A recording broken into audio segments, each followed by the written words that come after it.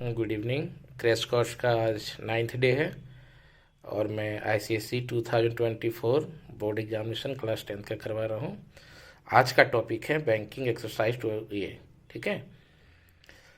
तो चलो, banking sector का क्वेश्चन चैप्टर है ये। बैंकिंग का दैट इज़, एक बात मैं बता देता हूँ, बैंकिंग क्या होता है कि दैट इज़ की the business of receiving, safeguarding and landing of money is called banking. कहने का मतलब क्या है कि बैंकिंग एक ऐसा फील्ड है जहाँ पे आपका पैसा क्या होता है, एक सेफ होता है, ठीक है। आप पैसा उसमें डाल सकते हो, निकाल सकते हो, ठीक है। कहीं पे पैसा अगर आपको ट्रांसफ़र करना हो one place to another place, तो उसमें भी आपका बैंकिंग का यूज होता है। आपका स्कूल का फ़ी पे करना हो तो वहाँ पे भी यूज होगा।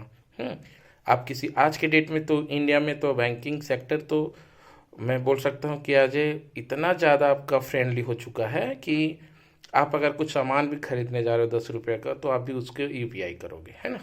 तो इसमें कहीं ना कहीं बैंकिंग का सबसे बड़ा रोल है, ठीक है।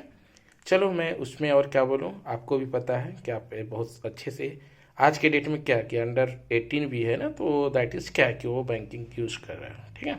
चलो, बैंकिंग का अगर डेफिनेशन तो मैं बता चुका हूँ। अब आगे क्या है कि आ bank is an institutions which carry on the business of taking deposits and lending money, receiving money from depositors, lending money on demand, ठीक है। रिसीविंग मनी फ्रॉम डिपॉजिटर्स मतलब अगर मान लो आप बैंक में आपका अकाउंट है, ठीक है, तो आप उसमें पैसा जमा करने जा रहे हो, तो बैंक उसमें रिसीव करती है और वहाँ पे आप सेफ फील करते हो। लेंडिंग मनी ऑन डिमांड, आप जितना पैसा चाहिए बैंक देगी। लोन, लोन वो अलग चीज़ है कि उसके लिए आपको कुछ एसेट्स वगैरह या कुछ आप उसके लिए देना पड़ेगा। और बैंकिंग कभी भी, चाहे आप जमा करो या बैंक से आप लो, तो एक पार्टिकुलर कुछ इंटरेस्ट पे लेती है, ठीक है। उसी पर बेस्ड ये चैप्टर है। आगे फिर क्या देखिए, प्रोवाइड करता other useful services to society, transfer money from one city to another, school fee में अभी जस्ट बताया था, government loan, instalment, ATM, debit card, credit cards, anything, बहुत सारा यूज कर दिया, ठीक है। चलो, अब मैं आगे बढ़ता हूँ। क्या है टाइप्स ऑफ अकाउंट्स। देखो, टाइप्स ऑफ अकाउंट्स में पहला है रिक्योरिंग डिपॉजिट अकाउंट, और इस चैप्टर में मैं रिक्योरिंग डिपॉजिट अकाउंट्स के बारे में ही पढ़ना है, ठीक है।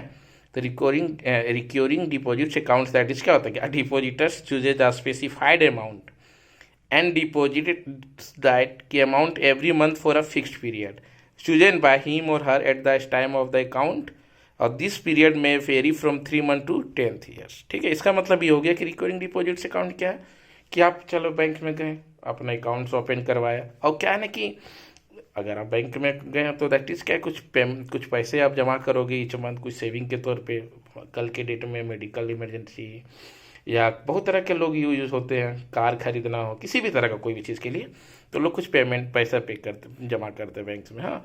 तो एक फिक्स पीरियड के लिए तो आप मिनिमम 3 मंथ्स और मैक्सिमम 10 ईयर्स के लिए कर सकते हो। और at this expiry of this period called maturity value, MB का मैं फॉर्मूला डेफिनेशन से भी जस्ट बताया ही कि क्या होता है कि एक depositor choose a specified amount and deposits that amount every month for a fixed period chosen by him और हर at the time of this account. This period may vary from 3 month to 10 years, और that is हो जाएगा। और at this expiry this period are called the maturity value. अब क्या है कि computing maturity value कैसे निकालो। मैच्योरिटी वैल्यू जो होता है कि आपने जितना पैसा टोटल जमा किया, ठीक है, जितना ईयर्स के लिए, जितना मंथ्स के लिए, प्लस इंटरेस्ट को जोड़ दो, वही मैच्योरिटी वैल्यू हो गया। आपको इंटरेस्ट इंक्लूडिंग इंटरेस्ट, ठीक है।